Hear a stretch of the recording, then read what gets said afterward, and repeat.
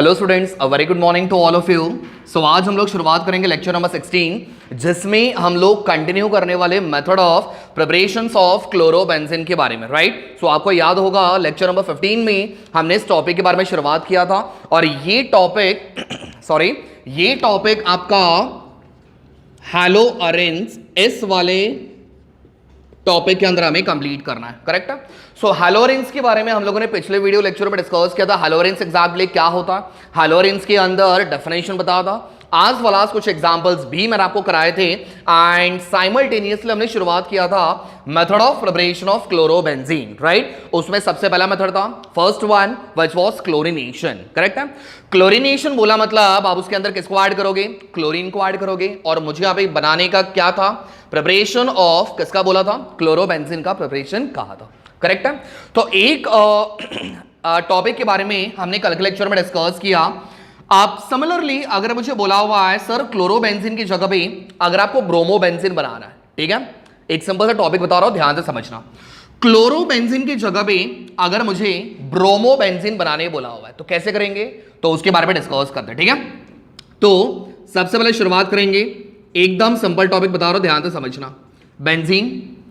Benzene के हर एक carbon पे एक हाइड्रोजन होगा, मान के चलते मैंने यहां पे एक हाइड्रोजन लगा दिया, ठीक। इस बार मुझे ब्रोमोबेंजीन बोला हुआ है, जिसका मतलब हम यहां पे किसको ऐड करेंगे, Br2, ठीक है। Reaction should be carried in presence of FeBr3 और AlCl3, करेक्ट है, which is going to act as a Lewis acid. तो हमें एक लेविस एसिड यहां पे लेना था, तो उसकी जगह पे मैंने क्या लिया हुआ है, FeBr3 एज अ कैटलिस्ट लिया हुआ है, करेक्ट है। रिएक्शन करने के बाद अब मुझे बताना मेरे पास यहां पे Br कितनी बार है, 2 बार है, ठीक है। एकदम सेम मैकेनिज्म जैसे कल मैंने बताया था वैसा ही सेम मैकेनिज्म होने वाला है, कोई चेंजेस नहीं होगा, ठीक है। अब Br यहां पे भी एक Br, एक के पास होगा पॉजिटिव, एक के पास होगा नेगेटिव। अब ये कैसे हुआ, तो ये मैंने कल के लेक्चर में बताया था, करेक्ट है। अब क्या होगा, यहां से आपका हाइड्रोजन निकलेगा और सीधा कंबाइन होगा नेगेटिव वाले Br के पास, तो दोनों मिलकर क्या बनाएंगे, so the by product is HBr, correct है। अब बाकी बचा हुआ सेम एसिड इस कॉपी करोगे तो यहां पे आ जाएगा बेंजीन और यहां से आ जाएगा आपका Br, तो ये बन गया हमारा बेंजीन और उसके ऊपर Br which is again a bromobenzene, correct है, समझ में आ गया। तो ये था आपका फॉर्मेशन ऑफ ब्रोमोबेंजीन। सिमिलर जैसे हमने कल क्लोरीन वाले का किया था वैसे ही आपको सेम यहां पे ब्रोमीन वाले के साथ भी करना है। अच्छा, साइमल्टेनियसली अगर आपको यहां पे बोला हुआ है how will you prepare iodobenzene, correct है। If the question comes out, अगर आपको पेपर में क्वेश्चन दिया हुआ है आयोडोबेंजीन बनाना है, हमें सिर्फ क्लोरोबेंजीन के बारे में डिस्कस करना है, बट साइमल्टेनियसली मैं आपको ये भी चीज बता रहा हूं कि आप ब्रोमोबेंजीन कैसे बनाओगे, आयोडोबेंजीन भी कैसे बनाओगे, ठीक है। तो हाउ विल यू प्रिपेयर, ध्यान से देखना, सारे बच्चों को ध्यान यहां पे बिल्कुल सोना नहीं है, ठीक है। How will you prepare iodobenzene, इस बार क्या बोला हुआ है, आयोडोबेंजीन, करेक्ट है। सो आयोडोबेंजीन का फॉर्मेशन हमें यहां पे करना है, तो कैसे करेंगे, शुरुआत करते सबसे पहले क्या लिया हुआ है, so will be having benzene, हर एक कार्बन के पास एक हाइड्रोजन मैंने यहां पे दिखा दिया, एक हाइड्रोजन, ठीक है, प्लस इस बार क्या करते हैं, रिएक्शन करेंगे I2 के साथ, ठीक है। Reaction should be carried in presence of AlCl3 या फिर कोई और आपका लेविस एसिड लोगे तो भी चलेगा, कोई फर्क पड़ने वाला नहीं है, but it must be a Lewis acid, ठीक है। रिएक्शन करने के बाद अब क्या होगा, आयोडीन 2 बार है, एक आयोडीन के पास पॉजिटिव, एक आयोडीन के पास नेगेटिव, मैकेनिज्म सारे बच्चों को पता है, सेम फिनोमेना यहां पे भी होने वाला है। यहां से आपका हाइड्रोजन निकलेगा, कंबाइन होगा नेगेटिव वाले के पास, दोनों चीजें मिलकर बनाएंगे plus HI as a by product. बाकी बचा हुआ सेम एसिड इसको कॉपी करना है, बेंजीन यहां पे दिया हुआ है, यहां पे एक आयोडीन दिया हुआ है, दोनों चीजें मिलकर बनाएंगे आयोडोबेंजीन। क्या बनाएंगे स्टूडेंट्स, आयोडोबेंजीन। बट अगर आप ये ऐसा रिएक्शन लेके आते हो तो बेटा यहां पे ना एक छोटी सी दिक्कत आती है। दिक्कत क्या है, ध्यान से समझना। मेरे पास यहां पे जो हाइड्रोजन आयोडाइड जो बना हुआ है ना, ध्यान से समझना, मैं क्या बता रहा हूं, बहुत इंपॉर्टेंट चीज है। यहां पे आपका हाइड्रोजन आयोडाइड जो बना हुआ है, this is going to act as a reducing agent. किसकी तरह काम करेगा स्टूडेंट्स, रेड्यूसिंग एजेंट की तरह काम करेगा, ठीक, समझ में आ गया। रेड्यूसिंग एजेंट की तरह काम करने की वजह से ये क्या होगा, आइडोबेंजीन वापस आपका बेंजीन के फॉर्म में कन्वर्ट होगा, मतलब आपका रिएक्शन दोबारा रिवर्स में चला जाएगा। तो ये रिएक्शन कैसा होगा, रिवर्सिबल रिएक्शन होगा। रिवर्सिबल क्यों हुआ, बिकॉज मेरे पास यहां पे हाइड्रोजन आयोडाइड का फॉर्मेशन हुआ, which is going to act as a reducing agent। तो reducing agent होने की वजह से ये आपके रिएक्शन को reduce करेगा, क्या करेगा, रिडक्शन करेगा, करेक्ट है। तो जिसकी वजह से reducing agent बनने की वजह से आपका आइडोबेंजीन वापस कन्वर्ट होगा आपका बेंजीन के अंदर। इज दैट क्लियर, बात समझ में आ गई। तो रेड्यूसिंग एजेंट के प्रेजेंस की वजह से यहां पे जैसे आपका HI बन गया, HI बनने की वजह से आइडोबेंजीन वापस आपका बेंजीन में कन्वर्ट होगा, तो रिएक्शन आपका रिवर्स में जा रहा है, करेक्ट है।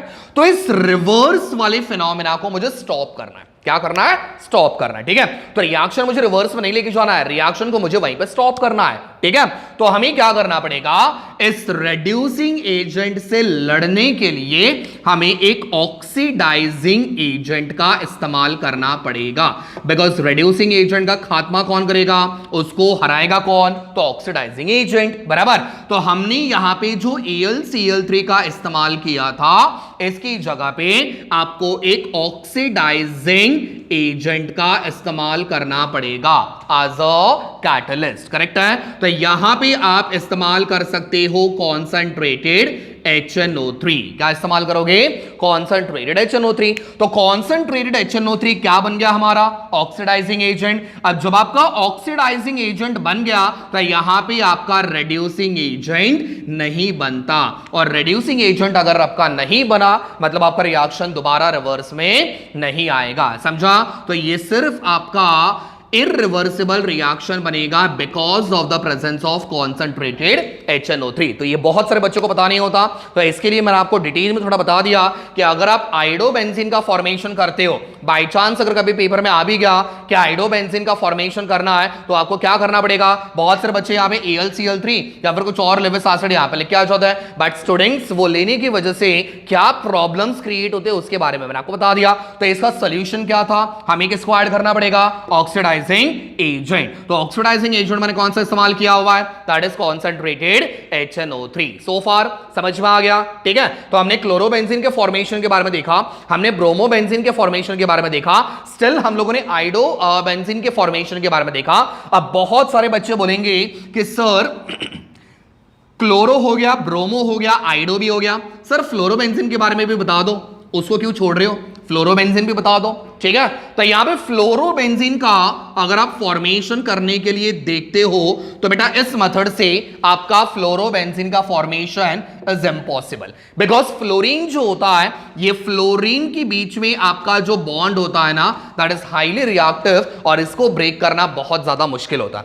सो इसी वजह से आप इसको डायरेक्ट रिएक्शन नहीं कर सकते हो, तो इसके लिए आपको एक अलग सा रिएक्शन दिया हुआ है। अगर आपको फ्लोरोबेंजीन बनाना है, ठीक है, अगर आपको फ्लोरोबेंजीन का फॉर्मेशन करना है तो उसके लिए हमें एक रिएक्शन के बारे में डिस्कस करना पड़ेगा, which is called as Balz Schiemann reaction, जो आप पढ़ने वाले हो अमाइंस वाले चैप्टर में, ठीक है।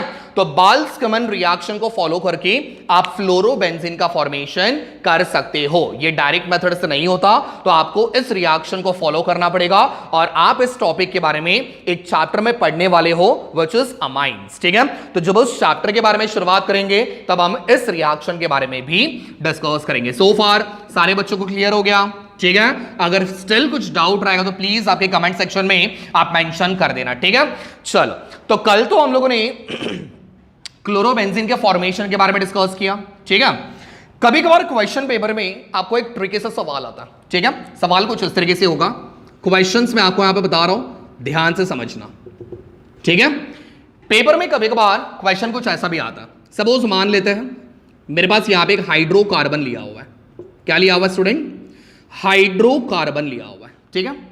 सारे बच्चों को पता होना चाहिए इसका नेमिंग क्या बनेगा, बेंजीन के ऊपर CH3, नेमिंग क्या बनेगा, वेरी गुड, टोलुइन, ठीक है।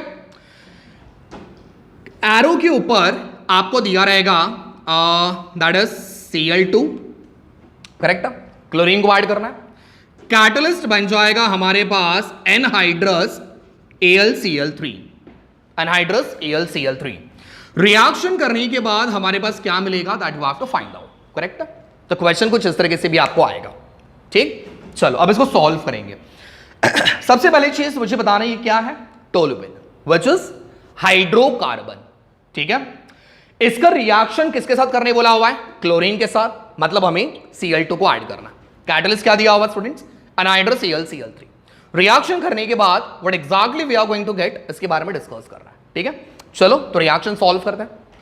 तो सबसे पहले मैंने यहां पे लिया हुआ है बेंजीन। ये सारे रिएक्शंस आपने आपके बुक में बाद में कॉपी करना है, ध्यान से समझ के लो, ठीक है। सबसे पहले आ गया बेंजीन, बेंजीन के ऊपर CH3, so this compound will be known as toluene, correct है।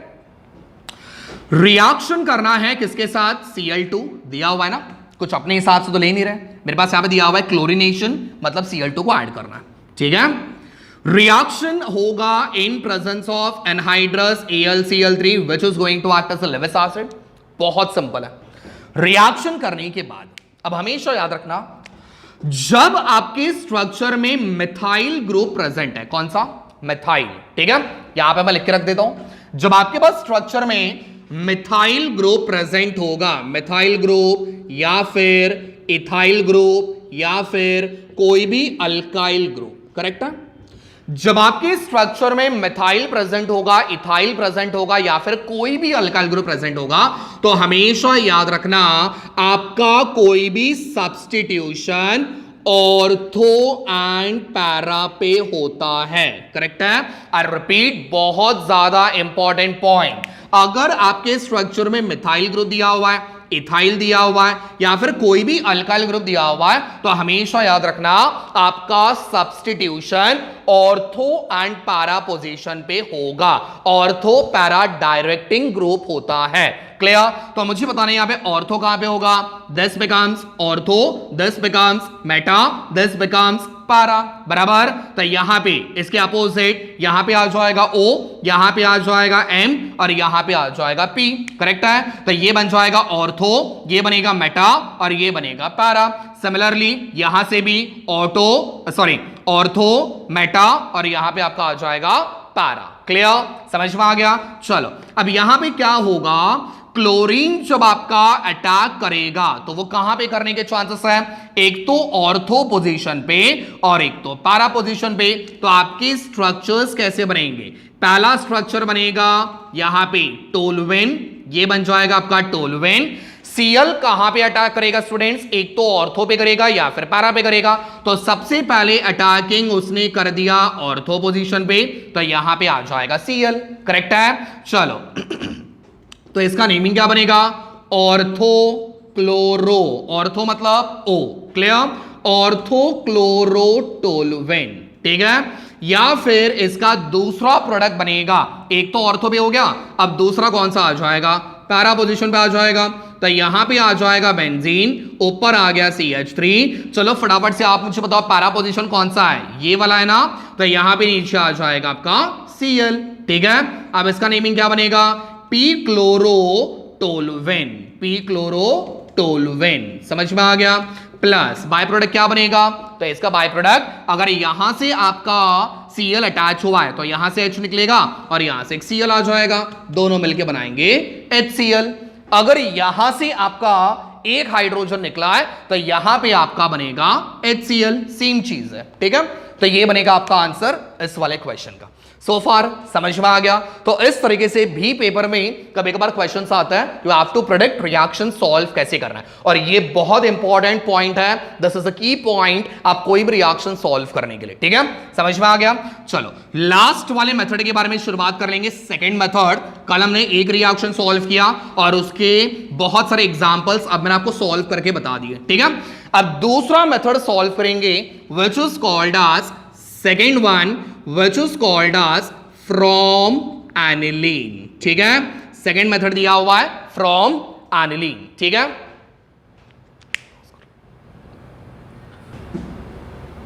ओके तो सेकेंड रिएक्शन हमारे पास यहां पे दिया हुआ दैट इज फ्रॉम एनिलीन। ठीक है, अब इस रिएक्शन को सॉल्व करने से पहले मैं आपको बता दूं, इस रिएक्शन को हम नेम्ड रिएक्शन के नाम से भी जानते हैं, बिकॉज कल के लेक्चर में मैंने आपको बताया था इस रिएक्शन को बताने वाले हमारे एकदम famous scientist which was Sandmeyer, right. तो इस रिएक्शन को हम लोग क्या कहेंगे, सैंडमेयर रिएक्शन के नाम से भी जानते हैं। ठीक है, अब रिएक्शन बहुत ज्यादा इंपॉर्टेंट है as well as slightly difficult भी है, तो प्लीज यहां पे ध्यान से देखना रिएक्शन सॉल्व कैसे हो रहा है, और अगर आपको फिर भी नहीं समझ में आए तो प्लीज आपके कमेंट सेक्शन में मेंशन कर दो कि सर रिएक्शन नहीं समझ में आया, वापस एक बार दोबारा बता दीजिए। ठीक है, चलो, तो सेकंड मेथड मेरे पास दिया हुआ है फ्रॉम एनिलीन, और इससे हमें क्या बनाने का है, क्लोरोबेंजीन का फॉर्मेशन करना है।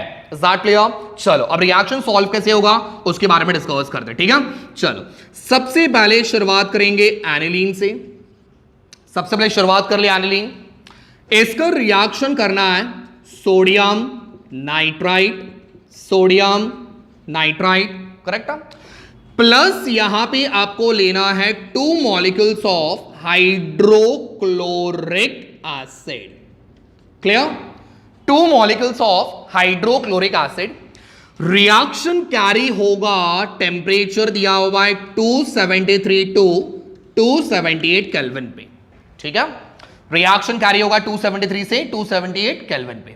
रिएक्शन करने के बाद मेरे पास एक कंपाउंड मिलेगा जिसका नाम होगा which is called as benzene diazonium chloride, which is a very important compound in your organic chemistry। ठीक है, तो बेंजीन डाइजोनियम क्लोराइड का फॉर्मेशन होगा, ये तो आपका पहला स्टेप था। दूसरा स्टेप इसके बाद सॉल्व करेंगे, पहले हम लोग गाड़ी को यहां तक पहुंचा देते हैं। ठीक है, चलो शुरू करते हैं सबसे पहले एनिलीन से। स्ट्रक्चर क्या बनेगा, सबसे पहले बेंजीन रिंग, बेंजीन के ऊपर आ जाएगा NH2, so this compound is exactly what we called as aniline. Clear? इसका रिएक्शन करने बोला हुआ है सोडियम नाइट्राइट के साथ, फॉर्मूला बनेगा NaNO2, sodium Na nitrite NO2, plus we gonna have 2 molecules of hydrochloric acid, मतलब HCl। ठीक है, रिएक्शन कैरी होगा आपका 273 से लेके 278 केल्विन पे। डिग्री में कन्वर्ट करना है तो 0 डिग्री सेल्सियस से 0 डिग्री सेल्सियस से 5 डिग्री सेल्सियस पे। ठीक है, मतलब बहुत ही कोल्ड कंडीशन में। रिएक्शन सॉल्व करने के बाद अब देखो क्या बनेगा, ध्यान से समझना मैं क्या बोल रहा हूं। ठीक है, मेरे पास यहां पे हाइड्रोजन कितनी बार है स्टूडेंट्स, 2 बार है। यहां पे हाइड्रोजन कितनी बार है स्टूडेंट्स, 2 बार है। 2 और 2 4, so we have 4 hydrogen, correct. Similarly मेरे पास यहां पे ऑक्सीजन कितनी बार दिया हुआ है, 2 बार, तो यहां पे आ जाएगा ऑक्सीजन 2 बार। ठीक है, 4 हाइड्रोजन और 2 ऑक्सीजन दोनों मिलके मेरे पास बाय प्रोडक्ट क्या बनाएंगे, सो will be having 2 molecules of H2। Clear? ये बन गया हमारा पहला बाय प्रोडक्ट। ठीक है, तो इसको मैंने बाहर निकाल दिया। अब चेक करो मेरे पास और क्या क्या बाकी बचा। मेरे पास सोडियम कितनी बार दिया हुआ है, 1 बार, तो यहां पे आ जाएगा सोडियम 1 बार। मेरे पास क्लोरीन 2 बार दिया हुआ है, 2 में से मैंने 1 क्लोरीन इस्तेमाल कर लिया। दोनों चीजें मिलके बनाएंगे वापस मेरे पास एक और बाय प्रोडक्ट मिलेगा which is called as NaCl। ठीक, समझ में आ गया? चलो अब हमारे पास क्या क्या बाकी बचा हुआ उसके बारे में देखते हैं। मेरे पास यहां पे बेंजीन दिया हुआ है, तो बेंजीन आपका स्ट्रक्चर एज इट इज आएगा, तो ये आ गया हमारे पास बेंजीन, करेक्ट है। नाइट्रोजन मेरे पास ऑलरेडी 1 बार दिया हुआ है, यहां पे मेरे पास एक और नाइट्रोजन दिया हुआ है, दोनों को मिला के ये बन जाएगा मेरे पास N2। क्या बन जाएगा, N2।